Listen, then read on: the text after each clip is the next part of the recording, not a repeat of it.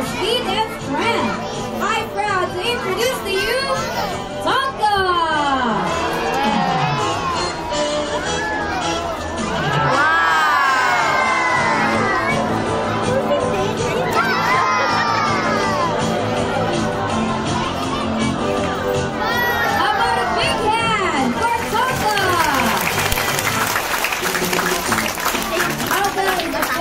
Killer whale, also known as the Dorca Prasidens.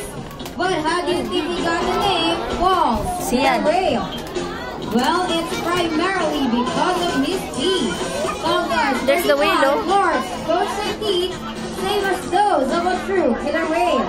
He was accidentally mistaken as a baby killer whale at one time. Thus the name, Walls Killer Whale. Look at the whale, right now, Tonka would like to show off those huge teeth with his own impression of the movie Jaws.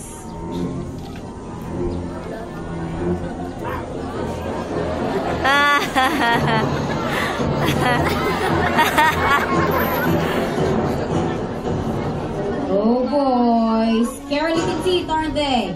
But don't worry, Tonka's a really gentle and playful animal. One way to prove it to you, our trainers will join Tonka and our dolphins to show you fantastic display of water ballet. So watch and enjoy.